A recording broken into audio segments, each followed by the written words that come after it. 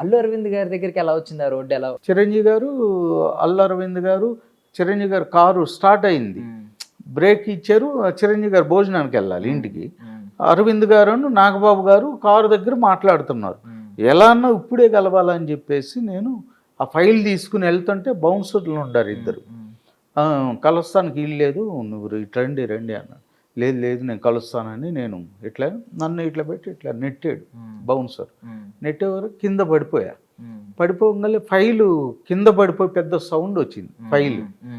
ఆ ఫైలు కింద పడంగానే అరవింద్ గారు ఇలా చూశారు, చిరంజీవి గారు, అరవింద్ గారు, నాగబాబు గారు ఇలా చూశారు ఎవరు ఏంటి అని. నేను పడ్డా.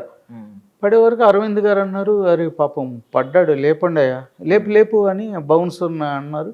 ఆ బౌన్సర్ వచ్చి నన్ను గట్టిగా ఇట్లా పెట్టి గిచ్చాడు. ఇట్లా గిచ్చి నేను చెప్తుంటే నువ్వు వినవు, మీ వల్ల నాకు తిట్లు పడతాను, అది పెట్టి నువ్వు వెళ్ళిపో అని చెప్పి నన్ను గట్టిగా ప్రెస్ చేశాడు.